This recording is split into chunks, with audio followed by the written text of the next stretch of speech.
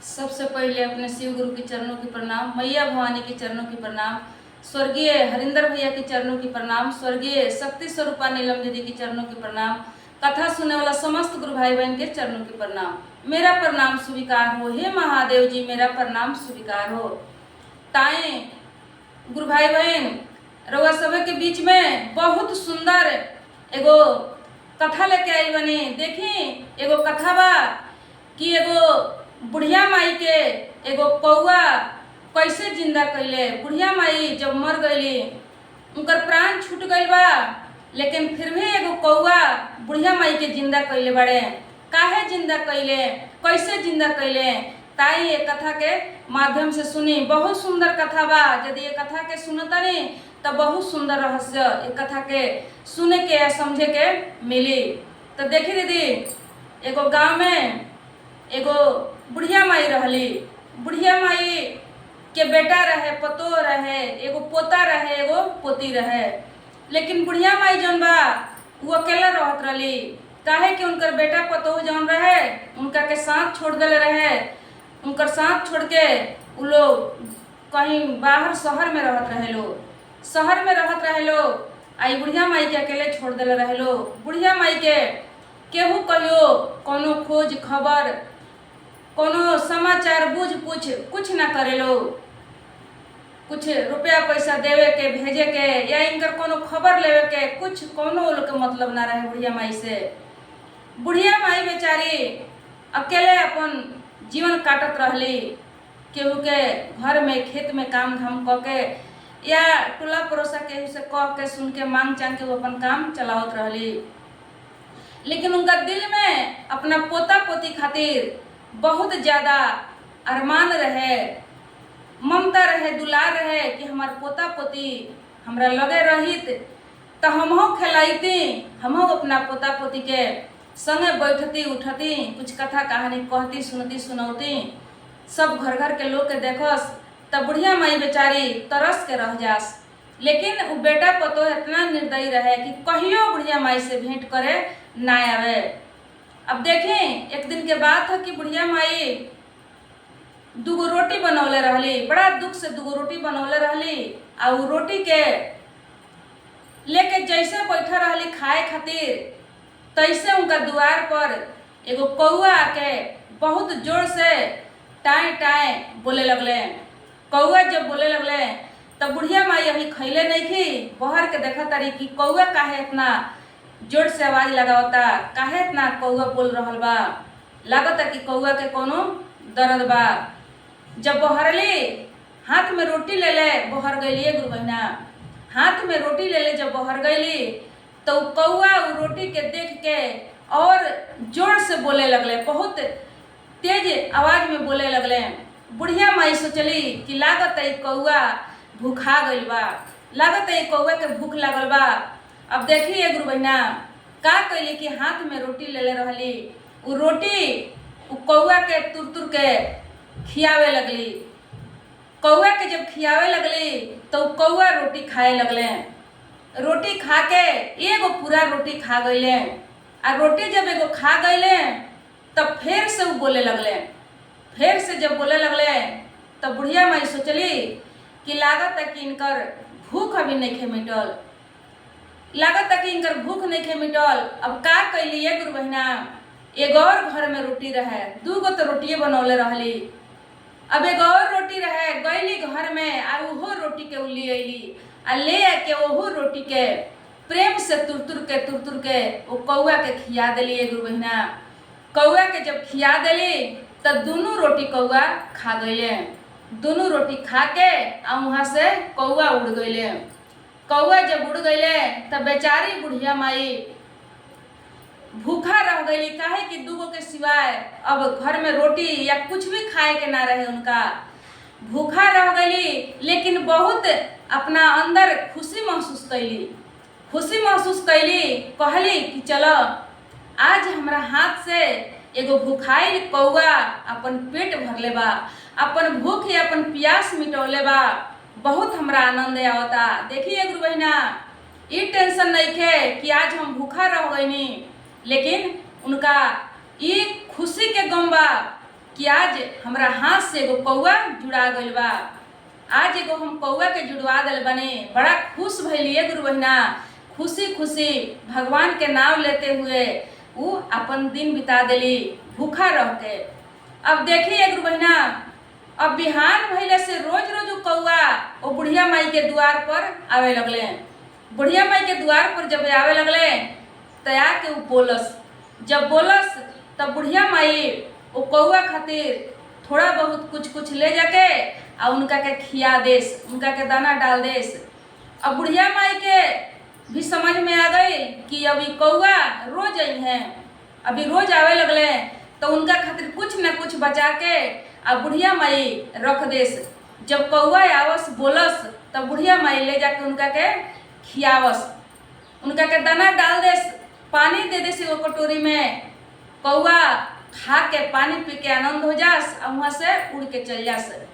अब देखिए गुरु बहिना, ऐसा ही करते करते कुछ दिन बीत गए। कुछ दिन जब बीतल तब कौआ एक दिन अइले।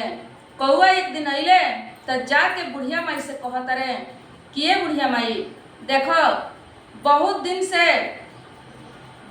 से तोहर दाना पानी हम खाता नहीं, तू कुछ हमरा से मांगो, तू हमरा से कुछ मांग लो। अब बुढ़िया माई सबसे पहले तो चकित हो गई कि कौआ बोलत कैसे बा, कौआ कैसे बोलता, कौआ तो बोलेला ना। आज तक कि कौआ बोलेले नहीं थे, केवल आके हमरा हाथ के रोटी खात रहो लेकिन बात ना करत रहो। तो कहली बुढ़िया माई के कौआ, सबसे पहले तू ही बताओ तू क्या हो, तू हौवा के जे तू आज हमरा से बात कर रहल बड़, काहे कि कौआ बोलेला ना।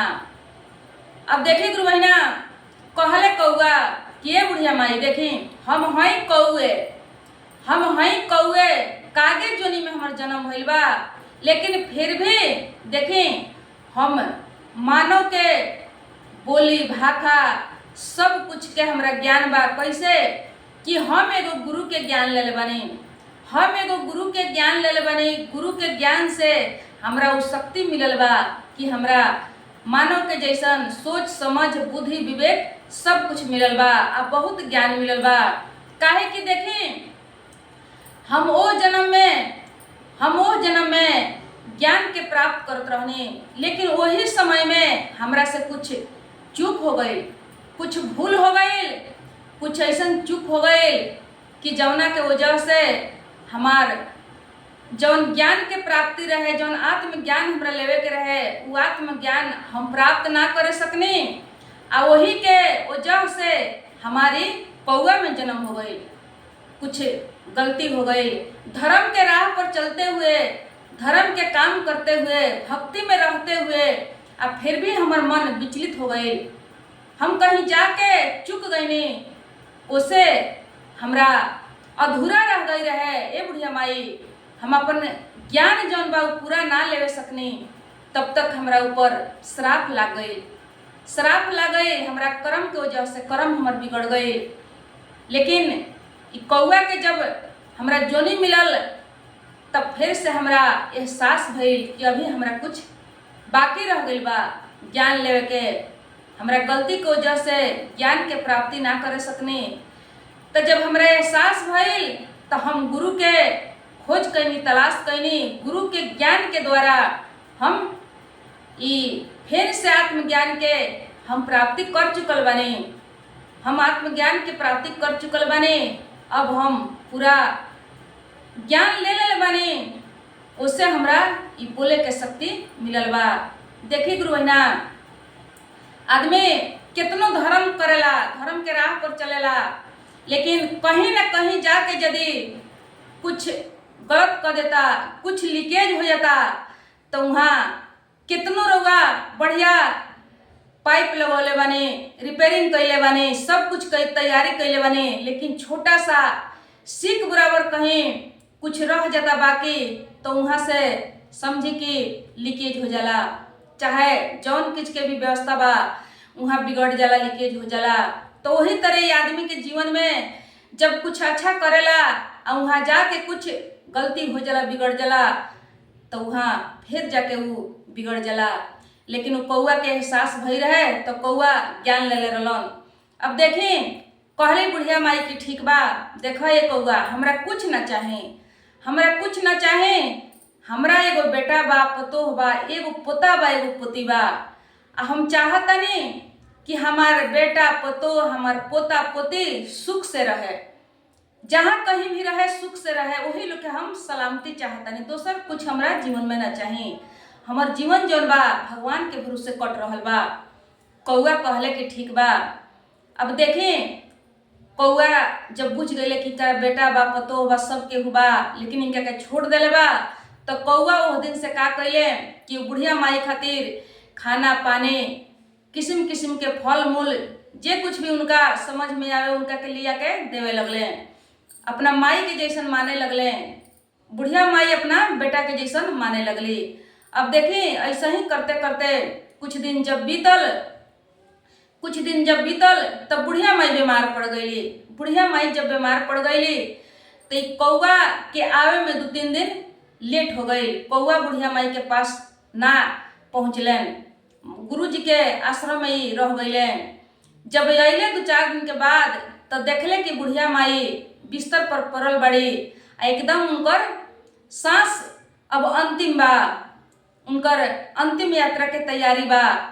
अब अले तो देखले तो कहले कि ये बुढ़िया माई, हमरा से बहुत गलती हो गई कि हम 2-4 दिन रउआ पास ना आवे सकनी।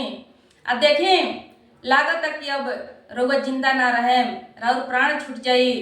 रउआ यदि कोनो अंतिम इच्छा होखे तो रउआ हमरा से कहीं, हम राउर इच्छा पूरा करें। राउर कुछ अंतिम इच्छा होखे, मरे के समय में हर आदमी के स्थिति देख के सब लोग पूछेला उनकर अंतिम इच्छा। तो कौआ पूछत रहे कि राउर कुछ मन में होखे तो रउआ हमरा से कह के बताई।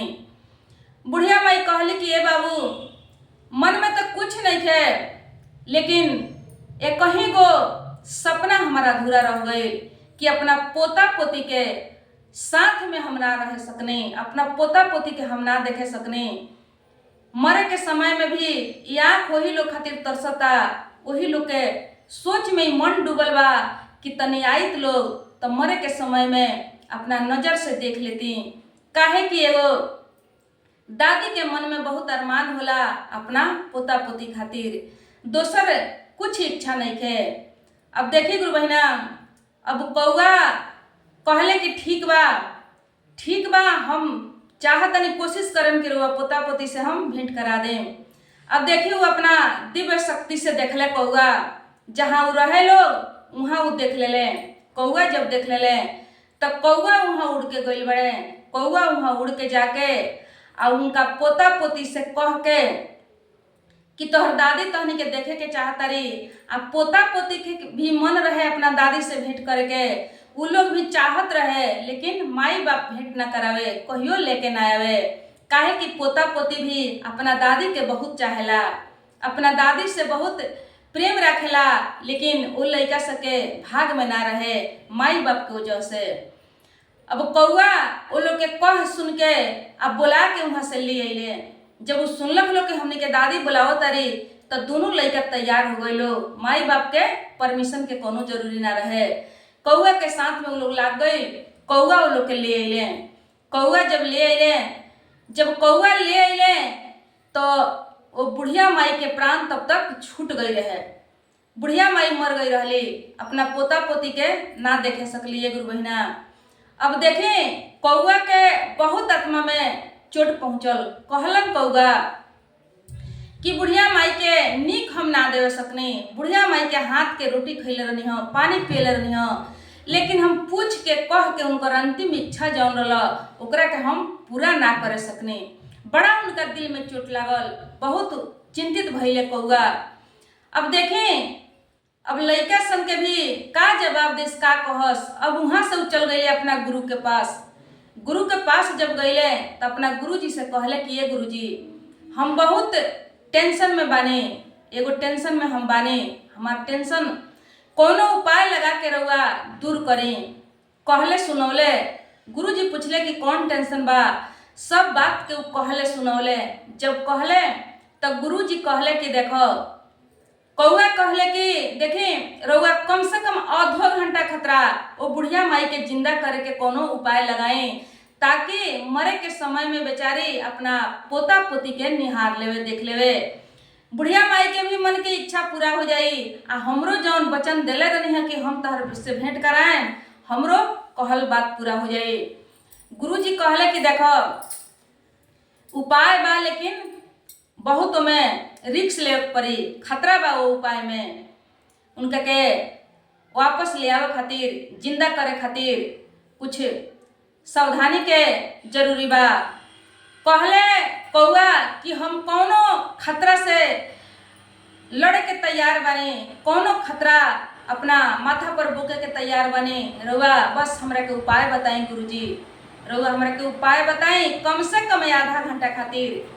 अब देखें गुरुजी कहले कि देखो ओ बुढ़िया माई के ले आवे खातिर केहू दोसर केहू के आधा घंटा के ले आवे के बा, चाहे 1 घंटा खातिर ले आवे के बा, उतना देर अपन प्राण देवे के पड़ी, अपना प्राण के मौत करावे के पड़ी आ तब जाके वहाँ वो प्राण के बदला में वो प्राण हाजिर रही, ओकरा बाद में वो बुढ़िया माई के प्राण वापस आई।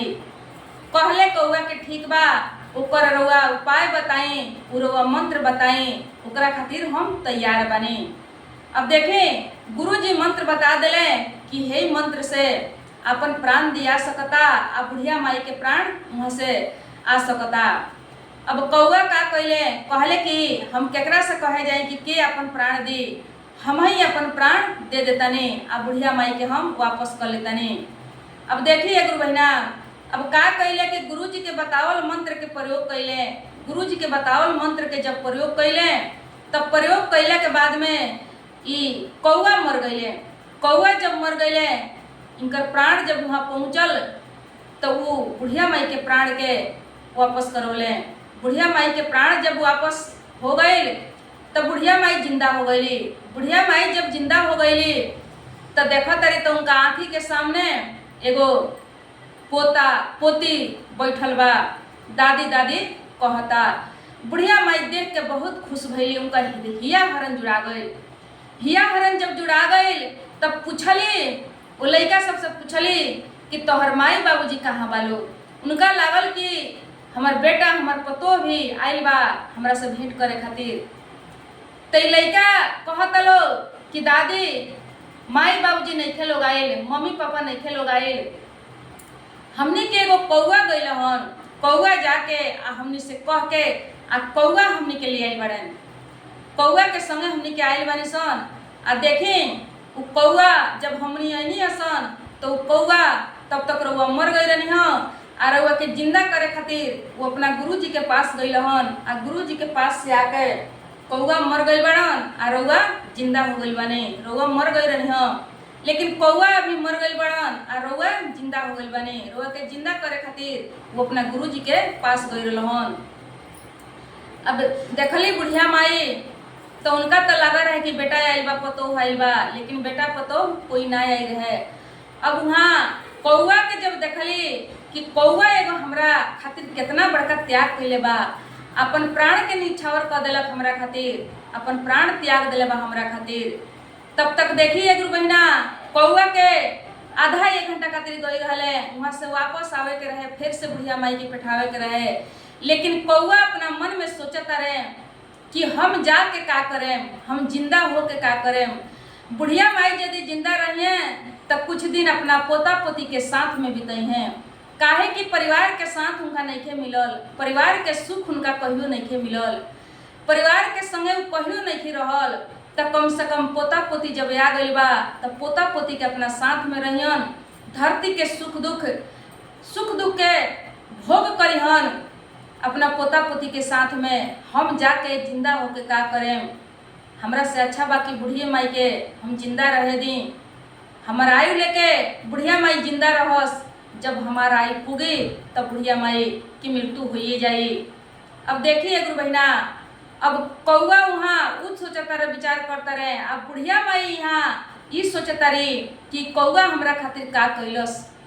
ई कौआ, हे कौआ तू अब वापस आओ, हमरा पोता पोती से भेंट हो गई, तू हमरा के भेंट करा दिल, हमार अंतिम इच्छा जौन रहा पूरा हो गई। अब हम भगवान के घरे चल जाए, तू लौट के वापस आ जा। लेकिन कौआ कहस वहाँ कि ना बुढ़िया माई, रउआ धरती पर कुछ दिन रही, काहे कि रउआ सब दिन अकेला बितौले बनी। रउआ पोता पोती के सुख के एहसास करी, रउआ सुख के अनुभव करी कि परिवार के साथ होला, काहे कि सब दिन रउआ अकेला बितौले बनी। तो देखी गुरु भाई बहन, कौआ अपन प्राण देके बुढ़िया माई के जिंदा कैले।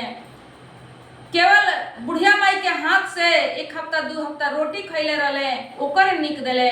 देखी दीदी, अपन बेटा बेटी 4 बरस 5 बरस लोग दूध पियावता, कितना दुख से पोसता पालता, लेकिन ओकर निक नहीं खे देत।